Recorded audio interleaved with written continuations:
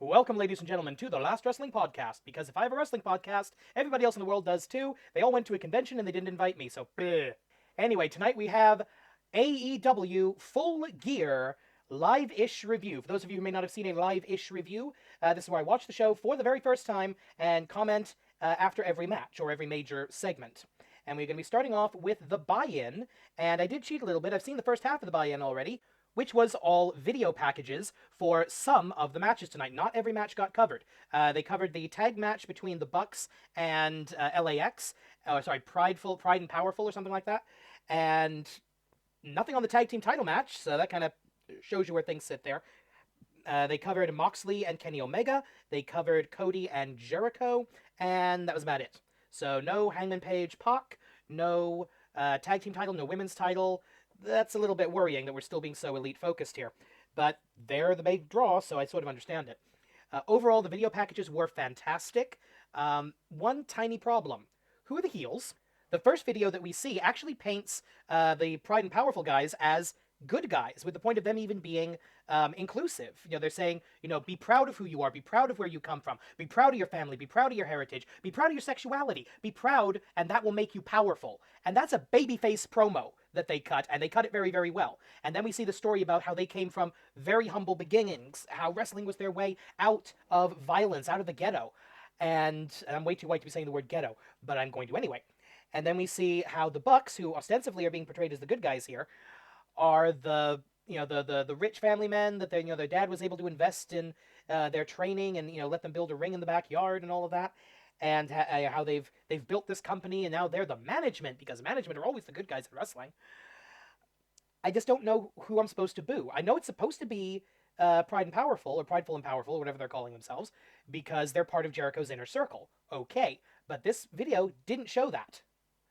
The second video was the one about Kenny Omega and Jon Moxley. Mwah, chef's kiss. Absolutely brilliant. And while once again, I'm not inclined to boo for anybody, because I'm inclined to cheer for Moxley because he's coming off of an injury and some nicely graphic pictures of his elbow in that video. And we talk about his roots. We actually visit the ECW arena, or whatever it's called right now, the 2300 arena, and we have him talk. It's like seeing one of the Von Erichs visit the Sportatorium. It's that kind of history. We see a lot of CZW footage, which I'm more Chikara than CZW, but it's great that we had that footage. Also, we see Kenny Omega's talk about Japan. And I loved everything that was said about Japan. The idea that in this culture, behind the veneer, the tatemae of this culture of conformity, that there's this burning determination, this unquenchable work ethic. That is 100% goddamn true. And then, I keep saying Jericho, and I mean say Omega. Omega keeps talking about these buildings that he main evented in when Moxley was, he was in the building that used to be the ECW arena, but not actually the ECW arena. And again, they show this great footage of Sumo Hall in Ryokoku, and I agree. The buildings, I've been to wrestling events in Ryokoku, in Korakuen Hall. I will be going to the Tokyo Dome this year, and I've not been to Budokan, probably won't make it to Budokan, but the building is part of the show, abso-freaking-lutely. Now, I can forgive the fact that I'm not inclined to boo either of these men, because neither of them are being portrayed as heels. They're both being portrayed as good guys. So, while I question the decision on that, at least they're following up with what they've decided to do. So, okay. We then get the Cody Jericho, no, I can say Jericho and mean it, and pretty much a recap of everything we've seen. So that one was kind of lackluster because we've seen it all already.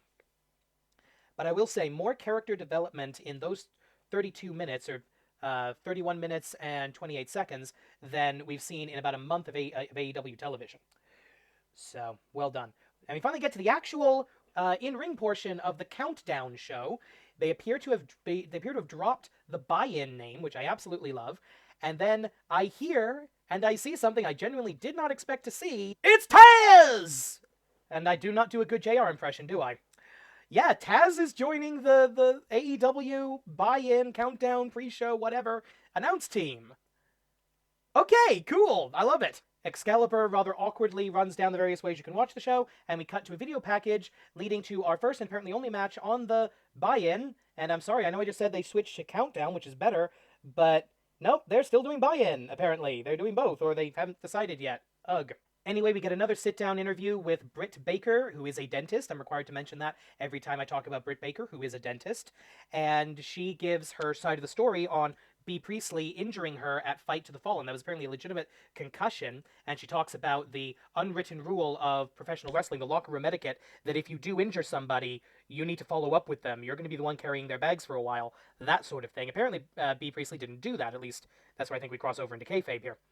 Not a word from B. Priestley, but I don't really think it needed it. Britt Baker told the story perfectly well. And we get to our first match of the evening, our only match of the buy-down count-in. Britt Baker, who is a dentist, versus B. Priestley. Before we get to the match, a couple of notes on the set. There's this really wide ramp leading up to up to canvas level. I hope there's a reason for that. As for the stage, that looks cool. I love it. I love the gears. I love the idea of custom pay-per-view entrances. I'm kind of missing the tube of light. I'm missing the chandelier. But you know what? Who cares? Because in the end, Britt Baker, who is a dentist, picks up the victory with her finishing maneuver, the Lockjaw, which is rapidly becoming one of my favorite submissions. Rings of Saturn plus Mandible Claw for a dentist. Awesome hold. Love it. All in all, it was a good match. It didn't exactly wake the crowd up. I saw a lot of people on their phones, but the match was entertaining. Taz told a fantastic story, added a lot to the commentary. Commentary's been a problem for AEW, and I think Taz is a good addition. I hope he's not a one-off.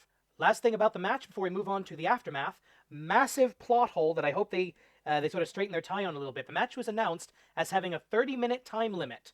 Nothing wrong with that, except for the fact there was a big countdown clock in the corner of the screen that showed there was less than 30 minutes left in the countdown. So, yeah, maybe announce this as the following contest is scheduled for one fall, with buy-in time remaining. Or something like that.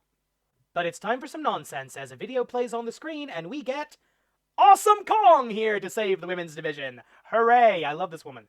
And I must say, I love Kong's new outfit. Gold is an excellent color on her. Accompanied by Brandy Rose, they come down, don't seem to do anything to Britt Baker, who is a dentist, but they decide to go after B. Priestley. Kong absolutely wallops her with the back fist, and then Brandy pulls out a knife. And it looks like, if you've ever seen the television show Lucifer, and you know the character Mazikeen, I think Kong stole one of Mazikeen's blades. Kong then proceeds to scalp, or at least cut off a lock of the hair, of B. Priestley. So I think I know what the next feud's gonna be. And I'm looking forward to it. I get Kong's probably supposed to be a heel here, and she's really good as a heel, to be honest. But I just love her so much. Kick B. Priestley's ass. That's it for the buy-down count-in, as we get a repeat of some of the videos from earlier, and what is becoming a tradition, the introduction of the voice of wrestling, Jim Ross, who I have been compared to in the past, mostly by Japanese people who don't know the difference between one white guy and another if they're wearing a similar hat. And it's time for the main show, and before we get started, I just want to give a shout out to these guys. That's a good, $1,000 to $2,000 worth of belts between these two, so, you know what, dedication to the fandom. I appreciate that. But we're starting off with Proud and Powerful versus the Young Bucks. Not a match I expected to be first tonight, but okay, I've already talked about how I don't think we've got designated heels here, even though we should, but let's see how the crowd reacts. I'm very interested in that right now, given the build, hoping at least that the fans did see the videos that we saw on the television feed. They'd be foolish not to. What the hell is this? Okay, this was a Chikara-worthy spot, ladies and gentlemen. Everybody involved in a multiple submission. Jim Cornette's gonna hate this. And that makes me feel good on the inside. But speaking of Jim Cornette, Santana and Ortiz technically win the match, but who cares, because the Rock and Roll Express show up, not selling the injuries from the angle that started this, and I just saw Ricky Morton do the freaking Canadian Destroyer. Admittedly with a hell of a lot of help, but yeah, okay, they lost the match. Team you're looking at right now, they lost the match. Doesn't look like it, does it? I asked earlier if the crowd was going to boo the former LAX, and not really, not during the match. During the match, it was, "This is awesome, fight forever, blah, blah, blah, blah." But as soon as the post-match beatdown happened, then they started booing, and you actually got the reaction you were looking for. A bit worrying that didn't come during the actual match. Up next, it's time for some cowboy shit, as we've got Hangman Page versus the Geordie Bastard, Pac, or PAC, or PAC, or whatever they're calling him this week. I don't really know anymore. A good little brawl that went on about 5 minutes longer than it needed to, in my opinion. The cowboy shit chant is as over as something like that is going to get. And most importantly of all, these guys came to brawl. They came to fight. They did not come for a wrestling match. right at the beginning, a lot of hard strikes, hard hit, good shine on Adam Page. And one of my pet peeves is when you've got a grudge match, a blood feud. Both men, they're chomping at the bit. They come out, the bell rings, collar and elbow tie up. I hate that. That didn't happen here, so good points on this. The story of this match is going to be what happens afterwards. Now that we've got these official rankings, we're going to see if this sports-like philosophy is a real thing for AEW. Does Hangman Page go up the card? Does he go up the rankings? Does Pac go down the rankings? Does he go down the card? That's what needs to happen if you want us to believe that these non-title, non-contendership matches actually matter. Up next, a match between the chairman, Shawn Spears, and the bad boy, Joey Janela. And I honestly didn't know this match was happening until these guys came out. So, presumably Spears is the heel and Janela is the babyface, but frankly, I don't like either of these guys, so tally-ho. That was mostly skippable. Shawn Spears wins, which is good because AEW needs to be building up more heels that are not Chris Jericho related, and I think Shawn Spears is a good guy for a bad guy. I say this was mostly skippable because I don't think there was a background going into this, and the character of Shawn Spears right now, he's wearing a t-shirt that says "No More Garbage Wrestling," which means, I guess, that he's anti the hardcore guys. That's a babyface gimmick. Sorry. Okay, the one interesting thing, something I legitimately have never seen in professional wrestling before, was this. The hair of Joey Janela being tied to the turnbuckle via the tag rope. That is incredible. That looks cool. That's innovative. That's creative. That's dastardly. That would hurt like hell. And why didn't the referee stop it? You can see from the stripes, you can see sort of the left-hand side of the screen there, Earl Hebner was right there. He saw that this was happening to Joey Janela, did nothing to stop it, did nothing to pause the match. I mean, this sort of situation, if it's not a no disqualification rule, which it wasn't, then you should pause the match to untie the guy. That was just dumb. But, okay. Next, apparently we have an interview backstage. Kip Sabian has a girlfriend, it's Penelope Ford, nothing else of interest was said. Up next, it's a match that shouldn't be happening for some really cool belts. I haven't had a chance to talk about the AEW tag team titles yet. I actually love them. I think they're my favorite belts in the promotion.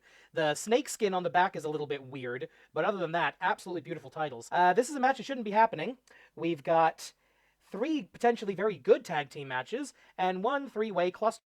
After the whole first round bye thing, they're still doing this. Learn from your mistakes. That was a terrible match. Seriously, total cluster from beginning to end. I lost track of who was legal. I lost track of, who was supposed to be wrestling who.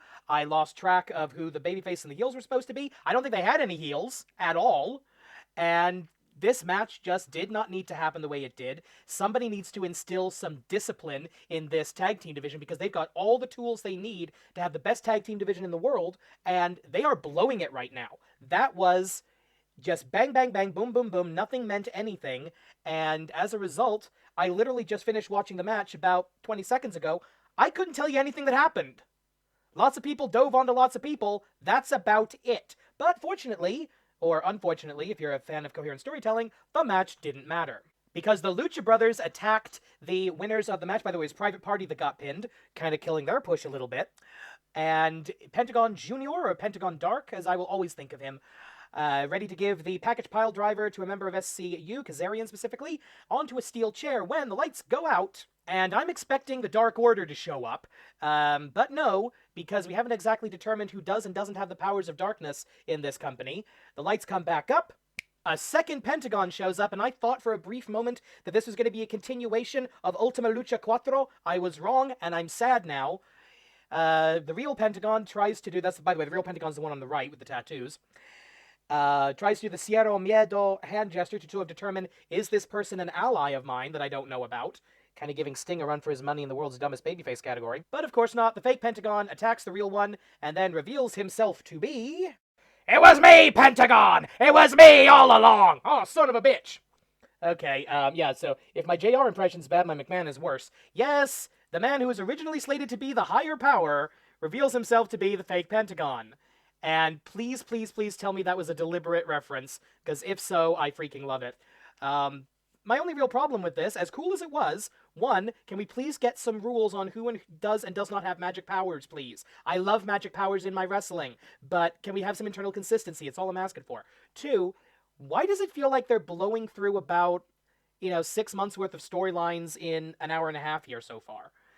So many angles, so many attacks, and now this fake Pentagon, this phantom Pentagon, that they could have dragged that out for months if they could have, unless they figured there was no way to actually keep a secret in 2019. So, okay, I'm sort of talking myself into this, but no, I'm sorry. This was too much, too quick, but good to see Christopher Daniels back. Up next, it is the Joshi Championship match, or the Women's World Championship if you insist, as Riho defends against her teacher, Emi Sakura, and this match is genius in its simplicity, because how did Emi Sakura earn this bout? She beat Riho in a non-title match. That earns you a shot at the champion. Logic! And by the way, they did do a wonderful video package. Again, the video packages on the show are so good. They cram all of their character development into that. I wish they had more of that during the matches, but you can't have everything, I guess. They established a lot of both of these characters, some good old footage from DDT, and credit to whoever's doing the translating here, because they translated pretty much everything accurately. The only thing that was kind of weird is that when Sakura said that if this was the climax of a movie, that was translated as if this was a Hollywood ending. They're sort of conflating movie with Hollywood, which, for a bunch of Americans, yeah, I get it, but guess what? You aren't the only ones in the world who make movies, and there are people out there who make movies better than you, including, in some genres, the Japanese. Okay, rant over. Women's title match. Before we get to the actual match, let me talk for a moment about why Bryce Remsburg is the best referee in wrestling. He gets offered the microphone as part of Sakura's Freddie Mercury shtick, and he moves to take the microphone stand away from her to get rid of the weapon in the ring, but decides to do a little bit of singing. I love this guy! Furthermore, after the match concludes and Riho retains the women's title, there is a moment of camaraderie between teacher and student, and look how Bryce is standing back. He's got his hands up, sort of backing away, begging off, of, okay, what's going to happen here? Is somebody going to attack somebody? Am I going to have to get in and separate these two? Just like somebody would if they were an actual referee in this kind of a situation, this kind of a combat sport. So, Bryce Remsburg stealing the show. Actually, that's an insult to the referee, isn't it? Stealing the show. Being the best in the business. That's what I will say of Bryce Remsburg. As for the match itself, if you're a fan of Joshi Puro, then you're going to like this. If you're not, then you won't, frankly. But one thing I want to talk about, Jim Ross, and I realize this is a heresy to criticize him, but I can twist it in a way that I'm not. Jim Ross is constantly talking about how Rio is only 98 pounds. Yeah, we know, get over it. And Excalibur, by the way, two-man booth tonight, I can't believe I'm only just now mentioning that. Excalibur should be saying, yes, but she knows how to use every last ounce, every last gram of that 98 pounds. And that's why you see Riho doing these knee strikes, these stomps, these cross-body blocks, these moves where she gets to throw every ounce of her body weight into every attack. And that is how she is so effective, is she knows how to take what she has to work with and make it work. One of the most adaptable women in professional wrestling. She has developed a style that suits her perfectly, and that, ladies and gentlemen, is why she's the AEW Women's World Champion. But nobody's saying that. It sounds like Jim Cornette bitching about the Japanese schoolgirls. And I don't get it. There's a character here. There's a good babyface here, and you're ignoring it. Or at least you're starting to tell half the story and then dropping it. This is not acceptable. This show needs as many non-elite babyfaces and non-elite developed characters as it can get. But still, the match itself was very good. Emi Sakura, admittedly, a little out of place, she felt at times, but I think this was a thank you to a legitimate legend of Japanese women's wrestling to give her this platform. Yeah, she's no Manami Toyota, but she's sort of like the one tier down from that, and that's like the one tier down from being, Andre the Freaking Giant or Antonio Inoki. Alright, coming up next, our official main event, as the Lights Out match is non-sanctioned and will be done after the actual show is completed, which I kind of like that idea. I like the idea that if we're gonna put a match on after the world's title, it's gonna be a match it's gonna be because the company doesn't acknowledge it, and it is in fact the main event. The world's title is the main event, even though it's not the last match on the show. I never thought I would see that work, but it does. Anyway, story going into this match, Cody has the opportunity to challenge for the title because he's got the best win-loss record in singles action. He's actually tied, but the fact that he has a better overall record than the number 2 ranked wrestler means that he gets the title shot. Cody gets the title shot. And he has put an ultimatum on himself Jericho didn't talk him into this. He did it himself. He said, if I lose, I will never challenge for the AEW title again. Which means I genuinely don't know where this is going. And I love that. I mean, yes, some people would say, oh, this is so obvious he's going to win. Is it, though?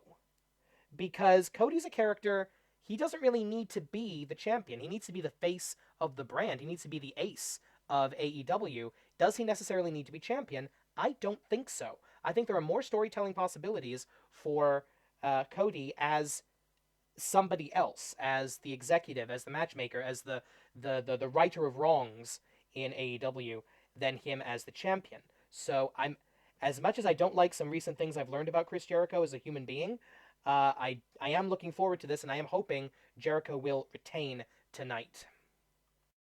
So that's what that weird ramp was for. Okay, Cody blades, or at least I hope that was a blade job, very, very early in the match, and that was the story of this match. Cody bleeding pretty well buckets, a cut over the eye from an ill-fated dive over the top rope, self-inflicted wound, and that was the visual symbol of Cody taking an enormous amount of punishment this match. Punishment that culminated in an old-school lion tamer that resulted in the towel being thrown in. By whom? MJF. Oh, dang, it's the Bob Backlund finish. Well, you can't say nobody knows their wrestling history in AEW. Anyway, MJF has had a running storyline that he's been at least claiming to be Cody's best friend. And nobody's been buying it because he's such an obvious heel. But I like that he hasn't actually done anything heelish against Cody. And this, technically, is not a heel move. This is concern for my friend, concern that he's going to be permanently injured if not killed, and therefore I throw in the towel. But either way, Jericho technically wins the match, celebrates on the stage with the inner circle and a little bit of the bubbly. And as somewhat of an alcohol snob myself, I do appreciate that catchphrase. So the champion retains by the one stipulation nobody mentioned, which is the corner man. Now, technically, I think that's been a part of the rules of professional wrestling since the WWF days, that a cornerman can throw in the towel and submit on behalf of his wrestler, but we haven't actually seen that in years. And with all the emphasis on the judge's decision in the case of a time limit draw, by the way, cool seeing Muto, by the way, this came out of nowhere, and I'm kind of glad they didn't foreshadow it, but on the other hand, I kind of wish they had. Meanwhile, in the ring, MJF explains himself to Cody, and then, boom, Dick Kick City. Copyright wrestling with regret. And, okay, this has been a theme of the night. We've been blowing through about 6 to 8 months worth of storylines in, 3 hours so far. This is getting ridiculous. This MJF, is he a heel, is he not, plausible deniability character, they could have milked this at least for another few months, at least another bloody pay-per-view or two. But no, we're going to blow it all off in the one night because short attention span. MJF does get his comeuppance. A moment later, when somebody throws a drink all over him on the stage, that guy in the middle there, and I don't think this was a plant, because if you look at this picture, and actually, do I have a better picture? Yeah, I think we do. Hang on a second. Let me see if I can zoom in on this. There you go. In this shot, you can basically see that the security goes after this fan in the AEW shirt, and as MJF was walking up, a bunch of referees and other security personnel came after this guy. I'm pretty sure he was ejected from the building. So if that was a work, it was really good work. I don't believe it was. I think that was legit. And credit to MJF for handling that like a smirky, smarmy boss. Brilliant heel reaction. Yeah, I got you. I know I got you. Thanks for the confirmation, bitch. That was absolutely brilliant. Okay, so yeah, now Cody cannot challenge for the AEW title ever again. Thoughts on the match? This was a well-executed, simple, old-school professional wrestling story. You have the underdog babyface who, bleeds of his own volition, essentially, very early on. He's beaten down the whole time, gets a few hope spots in, had a really nice-looking crossroads on Jericho at one point. But the evil champion with his minions pulls out the victory, and eventually we get into this, I'm assuming going to be Cody's next feud with MJF, which hopefully will make MJF a bigger star than he already is. And I thought this was a very well-executed match. Now the question, does this feed into the rumor, speculation I should say, that Cody is the next in a long line of professional wrestling promoters that's going to give all the good shit to themselves? And I don't think it takes away from that. I mean, yes, he's not the champion and he's not going to be the champion. If they stick with that, good. I actually like that. So one of the reasons I kind of like that Mike Quackenbush has never been the Chikara Grand Champion, even though he was in the first title match for it. The best scenario here is that Cody gets used to make other stars. Even if he wins his overall feuds, which I think he probably should, considering I think he's one of, if not the most over babyfaces on the show, he should be winning the majority of his feuds, and we can do an author saving throw to get us out of the stipulation later if we absolutely have to, though avoid that at all costs. Really good match, I'd say match of the show so far. And now I think here comes the bullshit. Just a reminder for everybody, I am watching this show live for the first time. I am spoiler-free. I have avoided the internet for the, pulling back the curtain a little bit, the few days it's taken me to make this video because, well, I'm a full-time teacher in my real life. I don't have a lot of free time, and I don't have 5 hours, 6 with the recording time, to watch wrestling most of the time. So when I say this is live-ish, I really do mean it. Okay, so main event, or our technically not main event, is the Lights Out match between Moxley and Omega, and I think already they've gone overboard with this. I would not even have this graphic. If this is unsanctioned, then you should have the bare minimum necessary for your storytelling. Avoid any indication that AEW is behind this at all. I wouldn't okay, you need the cameras. You need the lights, ironically, in a Lights Out match. You need the watermark, probably for copyright reasons. But other than that, keep it to a bare minimum. No commentary. No pyro. No video package. This graphic that you see on your screen, don't do that. Music and video on the Titantron, or whatever the AEW version, the Elitron. Keep that because you want the crowd reaction, fine. You have to have a referee, but make it clear that the referee is not being paid by AEW. The ring announcer, because you need to have somebody to tell the audience what the heck is going on, but have the ring announcer say, "Ladies and gentlemen, that concludes the sanctioned portion of tonight's event. The following contest is an unsanctioned lights-out match. There will be no time limit, no disqualifications, no countouts, anything goes, victory by pinfall or submission only. Both competitors have signed documentation waiving all legal responsibility for the outcome of this match from All Elite Wrestling. Additionally, I don't know who the referee is. Additionally, referee Bryce Remsburg will not be paid by AEW for his services in this match. Both competitors have agreed that the loser of the bout will pay the referee's salary. This contest shall not be factored into the AEW win-loss records." After that, there is no audio other than the in-ring and whatever you can get off of the wrestlers until there is a victor. I honestly, 50-50 whether or not you should even have a bell for this match. But I doubt they're going to go that extreme. This is going to be bad, isn't it? This is going to be hardcore without plot. This is going to be hardcore without character. This is going to be hardcore without reason, isn't it? Well, no more stalling, I suppose. Time for Moxley Omega. Please let this be watchable. Screw this! That was bad for wrestling. Okay, I am not a prude. I don't have a problem with hardcore matches. I don't have a problem with violence in my professional wrestling. But it has to be justified, and that freaking wasn't. Honestly, this picture of the baseball bat with the barbed wire, that's the only picture from this match, before or afterwards, that I feel comfortable showing you. That was sick. I've talked before about the first Cierro Miedo match in Lucha Underground that was more violent than this, but that had a season's worth of build to it. This is one guy attacked a guy, and then the other guy attacked the other guy, and then the other guy attacked the other guy, and that just kept happening until the match happened. The level of gore in this match was unjustified by the story, and you could feel the crowd turning on this whole debacle. At first, when, the barbed wire baseball bat comes out, and you're getting AEW, AEW, AEW, and by the time the board with the mouse traps and the broken glass, complete with powdered broken glass, showed up, the crowd was booing the whole damn thing.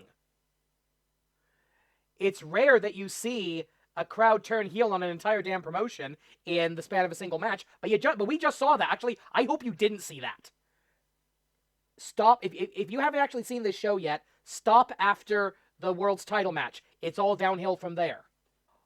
Okay, I gotta get this over with. Final thoughts. All in all, this was actually a pretty good show. The main event, the real main event, the title match was fantastic. The tag titles were a clusterfuck. The women's title match was excellent. And the rest of the matches were good, except for the fact they blew through about 8 months worth of storylines in the course of one night.